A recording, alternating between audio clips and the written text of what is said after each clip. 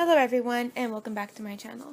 So for this week's drawing, this is a painting I worked on of the nativity scene. This was a Christmas gift from my mom and dad. I decided to work on this in watercolor because I wanted to be able to paint a galaxy in the night sky behind the stable. So starting off, I masked off the areas that I didn't want to have the galaxy on it.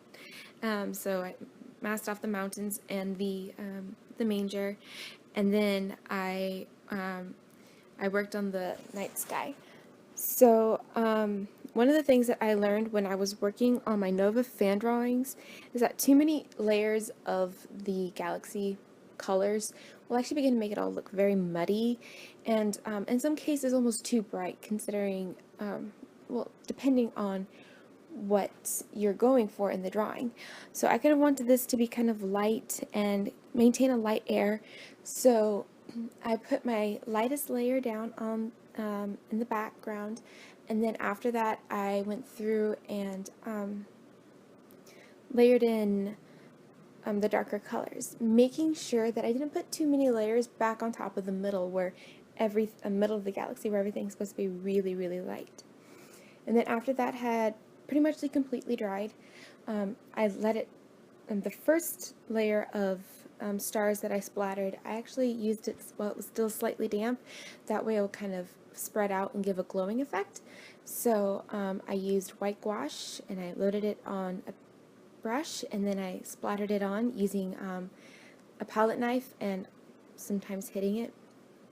And then I think I put about 3 layers of stars on, and then I went on and I worked on the bright star, and I worked on that for several layers so that it's really, really white and very bright.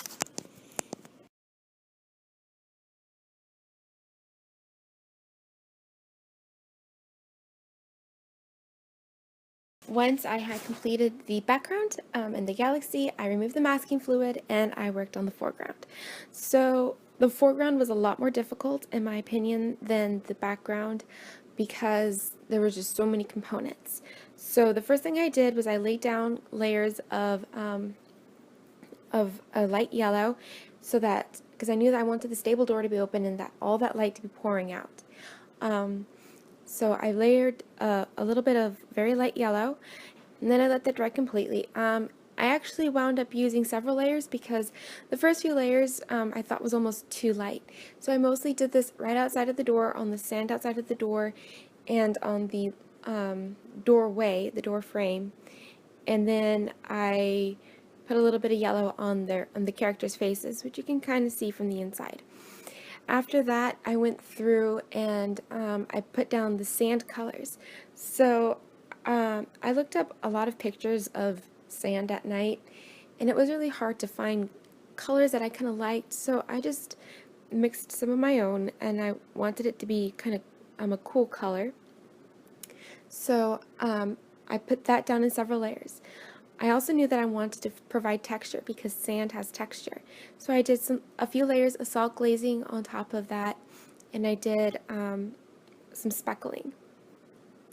Then I went and I did the mountains, because that would show me how dark everything else needed to be, because I wanted the mountains to be practically black. So I mixed my sepia and my indigo, and I created a nice almost black color for the mountains behind the stable.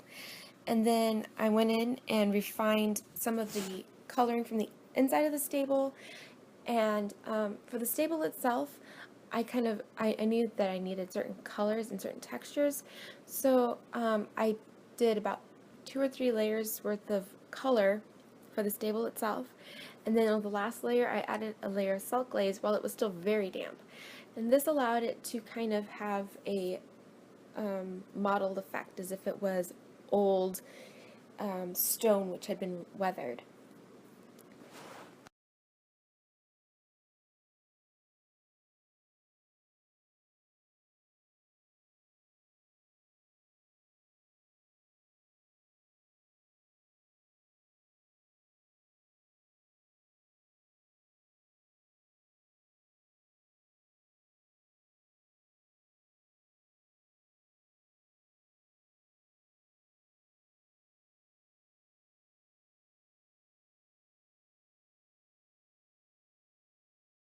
completely dry, I went in and did some final touch-ups using Prismacolor pencils.